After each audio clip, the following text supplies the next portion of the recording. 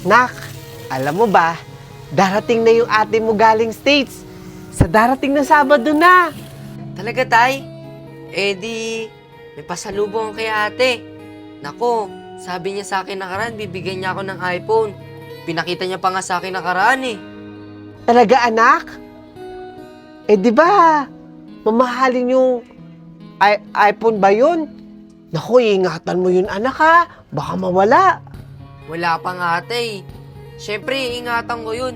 Bigay ni ate yun eh. Halika na, anak, tapusin na natin ang pagdidilig. Tapos tanggalin mo pa yung mga bulok sa dahon.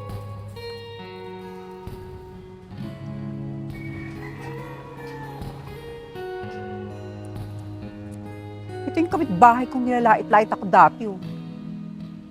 Sinabihan ba naman ako wala akong marating sa buhay? Tignan mo ngayon, mahirap pa rin sila.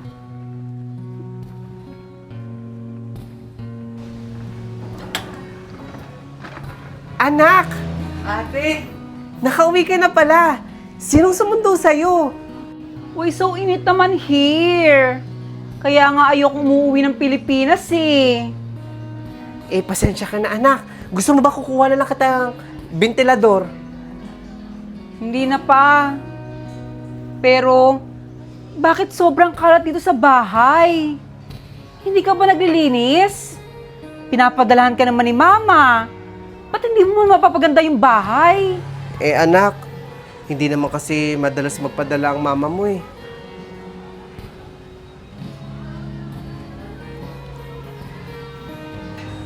Bakit ganun ka pagsalita ni ate? Parang di kanya tatay. Baka marinig ka, anak. Hayaan mo na. Baka pagod lang yung ate mo. Halika na, ligpitin na natin to.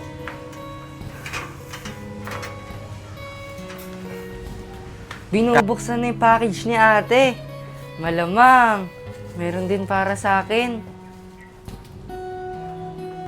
Tayong pasalubong. O Ate Moret, ito yung pasalubong ko sa'yo ha, na sandals. Ay naku, princess! Sobrang ganda naman nito! Bawal ba sa inyan ha?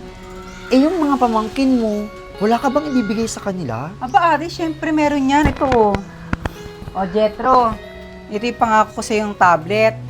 Mahal ang bili ko dyan ha. Ingatan mo yan. Thank you po, Tita Princess. O ito naman Joseph, para sa ito, aking pamangkin. Ingatan mo rin yan ha. Ito naman, para kay... Para sa akin to ate. Hindi para sa yan. Para kay Kristen yan. Sa pamangkin mo din. O Kristen, ito yung para sa'yo. Ingatan mo yan ha. Sana magamit mo sa pag-aaral mo. Ha? Ang binigay mo sa akin, princess, oh. Siyempre ako pumili niyan. Bagay sa'yo yan ate. Wala na bang iba? Marami pa dito sa box.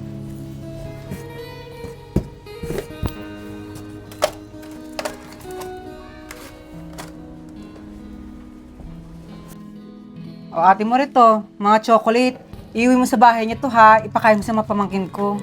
Marami pa dito sa box ha. Ay, ang dami naman nito, princess! Baka sumakit na yung ngipin ko nito! Siyempre mag-toothbrush ka. Pa? Bakit ganun? Diba si ate mo rin kapatid lang namin siya sa labas? Anak siya ni mama sa unang asawa. Bakit parang siya pa yung tunay na kapatid kesa sa akin? Mas marami pa silang pasalubong kay ate. Miski isang chocolate niya, di man ako nabigyan eh. Hayaan mo na, anak. Makakabili din tayo nun. Halika na. Baka makabenta pa tayo, oh. Dami pa na itong bote, oh. Halika na. Parang gusto ko mag-shopping ngayon. Macho, may alam ka bang malapit na mall dito sa atin? Oo ate, meron po akong alam na malapit na mall dito. Gusto niyo po samahan ko kayo? Princess? Saan ka pupunta? Mukhang may lakad ka ngayon, ah. Gusto ko kasi mag-shopping ate. Sama mo naman kami ng mga pamangkin mo. O tara, samahan niyo ako. Para mapag-shopping ko na rin yung kapamangkin ko. Tara. Ano ba gusto mo ate? Marami akong gusto. Tuturo ko na lang mamaya. Toothbrush gusto mo? Sige. Tsaka, Mighty Man. Uy, Machu, mamigay ka naman ng chocolate. Dumating yung ate mo galing Amerika, di ba?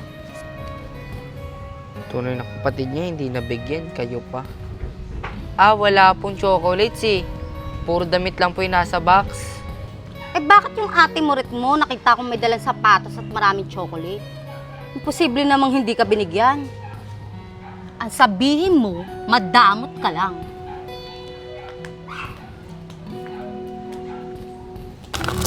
Ha? Bakit tayo nangangalakal? Di ba po, nasa ibang bansa naman po si ate at kuya, pati po si mama?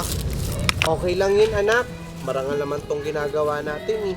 Pero kasi, Alam ko ba nasa ibang bansa yung pamilya niya? Bakit nangangalakal sila ng tatay niya? okay lang to, tayo maghanap tayong bote doon. Nak, uuwi na naman pala yung ate mo dito sa Pilipinas.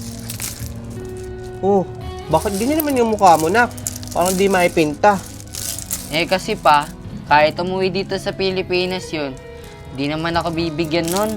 Miski turing man lang akong kapatid, hindi ko maramdaman. Pa, buong magkapatid po ba kami ni Ate Princess? Oo naman, anak. Si Moret lang naman ang anak sa uno ng mama mo. Parang sila kasi yung mas tunay na magkapatid eh. Baka naisang ka ni mama. Ano yun, anak? Wala tay. Ika na tay, kain na tayo. Maggagabi na. Sige, bukasan na natin tuloy ito, Nak. Nagugutom na din ako eh. Princess? Princess! Andito na ang ate Moret mo. Pati na rin yung mga pamangkin mo. Macho? Anong ginagawa mo dyan? Nakita mo ba si Princess? Andun po sa loob. Sabi niya kasi umuwi daw ako dito eh. May 4 na package daw na bubuksan. Siguro, ako na lang hinihintay para sabay-sabay natin buksan yun. Talaga ate? Tara na, tumayo ka na dyan, sumunod ka na sa akin. Nako, baka mabigyan na ako ngayon ni Ate Princess. Kasi 4 na box na yung inuwi niya eh. Ate, oh. Ang sarap naman ito. Meron pa ba dyan? Marami pa dito. O, pamangkin, panibagong iPad to ha. Ingatan mo yan. O, ano sasabihin kay Tita Princess? Tita ganda. Mag-aaral mabuti ha. Pang 4 na box na yung binubuksan. Bakit wala pa rin yung akin? O pa, andyan ka pala. Meron pa pong natirang sabon, oh. Tapos may ilang dilatang natira dito pa. I-stack nyo lang dyan para may makakain kayo, ha? Sige, Nak. Salamat, ha. Halos lahat pa na laman ng package na to ay para sa amin. Ang saya naman. Ate Princess, okay lang po kahit wala na ako. Okay lang po bang abutan niyo po ng chocolate? Yung mga pinsan nating bibisita sa'yo. Nang sa ganun po, may maabot po kayo sa kanila. Bakit kailangan ko magbigay? Bakit kailangan ko obligay yung sarili ko? Dahil hindi ako umuwi ng Pilipinas para sa kanila.